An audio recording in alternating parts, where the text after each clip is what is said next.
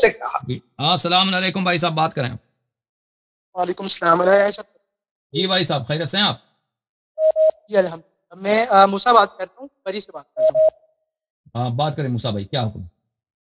اچھا، میرے آپ سے کچھ سوال تھے۔ پہلا سوال میں آپ کا ٹائم نہیں دوں چاہتا۔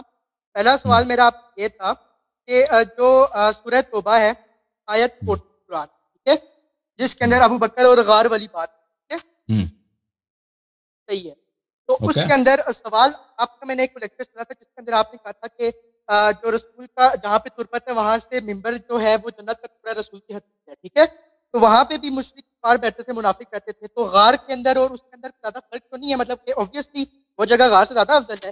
مسئلہ میرا یہاں پہ خالی یہ ہے کہ جو صاحبی جو لفظ استعمال ہوا ہے نا اس آیت، ٹھیک ہے، یہ لفظ استعمال ہوا ہے کہ الغاری اذ یقول لصاحبی لا تحزن، ٹھیک ہے، تو جو لصاحبی ہے اس کے اندر میجورٹی آف دا اسکالرز جو ہے نا اسلام، تو انہوں نے یہ ترجمہ کیا ہوا ہے کہ اس لصاحبی کا مطلب ہے یار دوست، ٹھیک ہے، تو آپ خالی میں نے یہ پوچھا کہ آپ اس لصاحبی ورڈ کا آپ ترجمہ کیا کریں گے؟ اگر آپ بھی یار اور دوست کریں گے تو پھر تو آپ ہم مطلب یار اور دوست سائڈ ہے، ٹھیک ہے، پھر تو وہ منافقوں والی سائڈ بھی نہیں آئیں گے، تو اس کا خالی آپ پہلا مجھے جواب دیں کہ اس لصاحبی ورڈ کا آپ ترجمہ کیا کریں؟ صاحب کا مطلب یار دوست نہیں ہوتا بھائی، صاحب کا مطلب ہے ہم صحبت، ہم صحبت، جو شخص آپ کے ساتھ ہے، ہاں ہم صحبت ہے، بس کوئی بھی ہو سکتا ہے آپ کا دوست ہو سکتا ہے آپ کا دشمن ہو سکتا ہے آپ کا جو صاحب ہے وہ آپ کا دوست ہو سکتا ہے آپ کا دشمن ہو۔ میں اس کا ایک منٹ میں اس کا دلیل آپ کو قرآن مجید سے دکھاؤں تاکہ آپ بالکل آپ کی جو ہے دل میں کوئی شک نہ رہے۔ تو قرآن مجید میں آپ کو لے کے چلتے ہیں سورہ مبارک اعراف میں، سورہ مبارک اعراف آیہ نمبر ہے 184، 184۔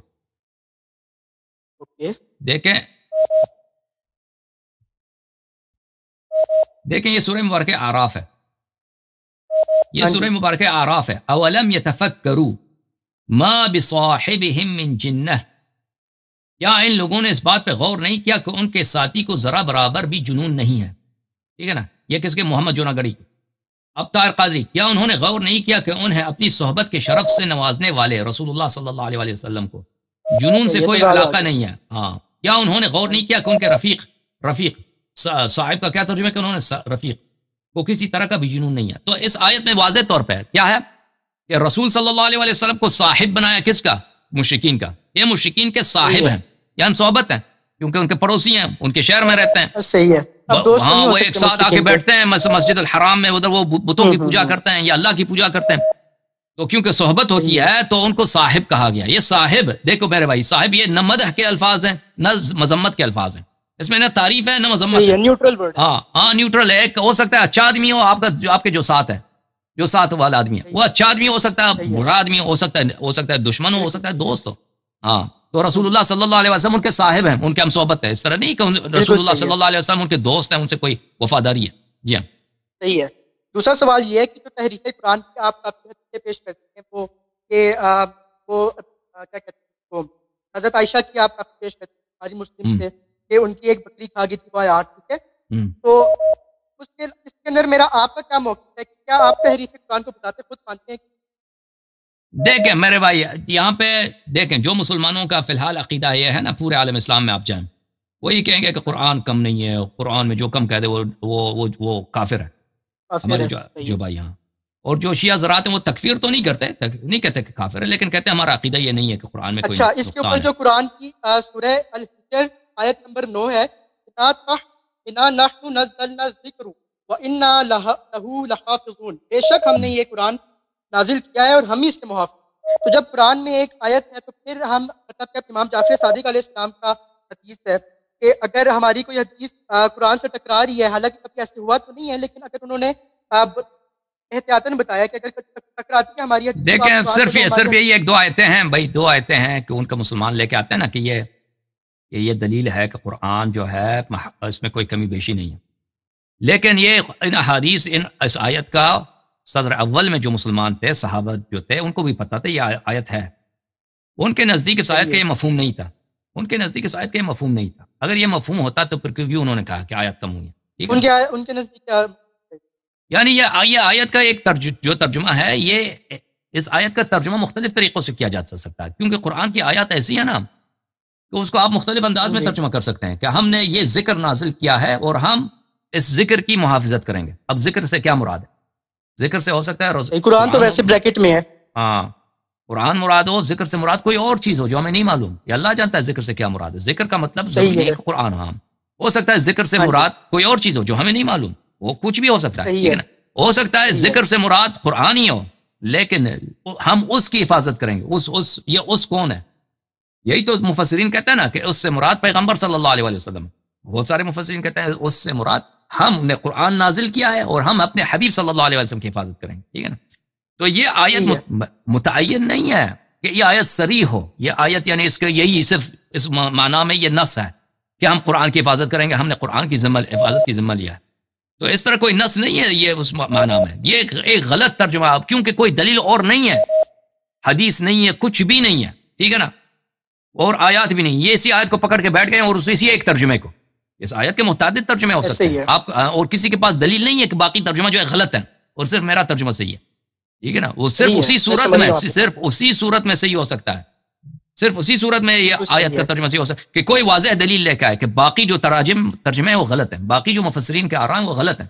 یہی قول کہ اس سے مراد لہو سے مراد قرآن ہے. یہ وہ کوئی لے کے آئے. ہاں صحیح ہے. اوکے. اس کے بعد میرا آپ سے ایک اور سوال تھا کہ وہ جو آپ کے پاس پہلے مطلب جو پہلا کالر تھا نا ڈاکٹر صاحب، مطلب ان کا نام نہیں پتا، تو انہوں نے آپ سے ایک کوشچن کیا تھا. ان کا کوشچن یہ تھا آپ سے کہ جس نے کہا نا کہ مولا علیہ السلام نے تلوار اس لیے نہیں اٹھائی کہ خلیفہ کے خلاف آپ تلوار نہیں اٹھا سکتے، یہ انہوں نے تقیہ کیا. تو آپ اس بات کا جواب کہ جب مولا حسین گئے تھے کربلا میں نے مان لیا کہ وہ جنگ نہیں کرنے گئے تھے، جو کہ واضح بات ہے ماننے کی بات. ٹھیک ہے، ان کو گھیرا گیا تھا، دھوکہ دیا گیا تھا، دغا دی. تو اس کے اندر میرا آپ سے یہ کوشچن ہے، کوشچن میرا یہ کہ دیکھیے ان کے آگے یزید نے ایک آپشن رکھا تھا کہ یا بیعت کرو یا قتل ہو جائے. ٹھیک ہے، تو جس کے اوپر مولا نے بیعت نہیں لی. نہیں اس طرح آپشن نہیں تھا. اس طرح آپشن نہیں تھا کہ یا بیعت کرو یا قتل ہو جاؤ. آپشن یہ تھا کہ یا تم ہمارے فیصلے پہ اتر جاؤ. وہ فیصلہ بھی کس کا؟ عراق کا جو گورنر تھا عبید اللہ ابن زیاد، اس کے فیصلے پہ اتر جاؤ کہ وہ تمہارے ساتھ جو کریں. اس طرح نہیں تھا کہ اب بیعت کرو ہم تمہیں چھوڑ دیں گے. اس طرح نہیں تھا. اس طرح یہ تھا کہ تم ابن زیاد کے فیصلے پہ اتر جاؤ یا تو ہم یہاں پہ قتل ہو جاؤ. ٹھیک ہے نا؟ اس طرح نہیں تھا کہ ہاں بیعت کرو ہم تمہیں چھوڑ دیں گے، ہمارے فیصلے پہ اتر جاؤ، ہم تمہارے ساتھ جو کریں ہماری مرضی. ہاں وہ نہیں بتا رہے تھے، وہ نہیں بتایا فیصلہ کیا. امام حسین علیہ السلام خود بتاتے تھے کہ یہ مجھے قتل کرنا چاہتے ہر حالت میں. میں کسی جانور کے سوراخ میں بھی جا کے چھپ جاؤں، کسی جانور کے وہ مجھے وہاں سے نکال کے یہ لوگ مجھے قتل کر دیں گے. وہ خود فرماتے تھے. تو وہ جو فیصلہ کہہ رہے تھے کہ ہمارے فیصلے پہ اتر جاؤ، وہ ہر حالت میں ان کو قتل کرنا چاہتے تھے. اگر پکڑ کے مثلا یہ تسلیم ہو جاتے تو وہ ذلیل کر کے نستجیر باللہ ان کی بے حرمتی کر کے قتل کرتے. اور اگر مثلا اگر انہوں نے جنگ سے لڑی ہے تو عزت کی موت انہوں نے اختیار کی ہے. ٹھیک ہے نا؟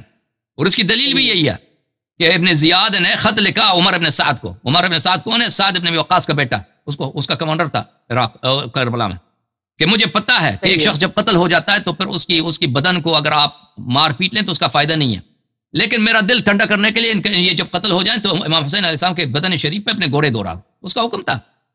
ٹھیک ہے نا؟ تو یہ لوگ ہاں میں کہتا مجھے میرے دل ٹھنڈا کرنے کے لیے. تو یہ لوگ انتقام لینا چاہ رہے تھے. کس چیز کا انتقام؟ ان کا جو پرانے جو لوگ مرے تھے رسول اللہ صلی اللہ علیہ وسلم کے ہاتھوں یا امیر المؤمنین علیہ السلام کے ہاتھوں، وہ اس کا انتقام لینا چاہ رہے تھے. وہ اللہ کوئی وجہ نہیں تھا امام حسین علیہ السلام کو قتل کرنے کی. امام حسین علیہ السلام کو اگر چھوڑ دیتے، وہ ان کے ساتھ صلح کرتے، وہ آپشن تھا. لیکن وہ گورنمنٹ کی جانب سے، بنی امیہ کی جانب سے وہ آپشن، وہ دروازہ ہمیشہ بند رہا. ٹھیک ہے نا؟ صحیح ہے. یہ بھی دغائی. مزید کوئی حکم؟ اگلا ایک سوال ہے میرا، نہج البلاغہ میں سے ہے کہ آپ بذات خود رسول صلی اللہ علیہ وسلم کی ایک بیٹی مانتے ہیں نا، سیدنا فاطمہ الزہرا صاحب، ہے نا؟ نہیں ہم نہیں. ہمارے پاس جو حدیث ہے نا، احادیث میں اس طرح نہیں ہے کہ ان کی اور کوئی بیٹی نہیں ہے. اہل بیت علیہ السلام کے احادیث میں یہی ہے کہ حضرت خدیجہ کبریٰ سلام اللہ علیہا سے ان کے 4 بیٹیاں ہیں. ان کی 4 بیٹیاں. الاستبصار میں سے بھی دے سکتا ہوں، نہج البلاغہ میں 4 بیٹیاں. میں نے عرض کیا نا ان کے ہمارے احادیث میں یہ کہ ان کی 4 بیٹیاں ہیں. ٹھیک ہے.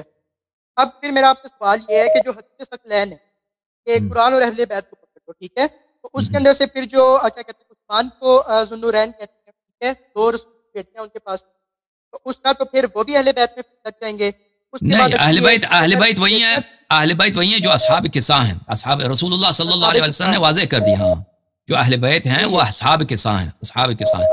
پھر عثمان کی جو وائف تھی نا، وہ ایک وائف تھی، وہ مر گئی، اس کے ساتھ اس کا تو وہ نہیں ہوا نا، اس کے ساتھ شادی نہیں ہوا. ہاں شادی نہیں ہوئی، شادی سے پہلے وہ مر گئے. پھر دوسرے کی شادی کرا دی ان کی. اور شرط یہ رکھا تھا، انہوں نے شرط یہ رکھا تھا، عثمان نے کچھ مال دیے تھے رسول پاک صلی اللہ علیہ وسلم کو، اور رسول پاک صلی اللہ علیہ وسلم نے کہا تھا کہ اس کے علاوہ اس کے جزا میں آپ کو جنت ملے گا.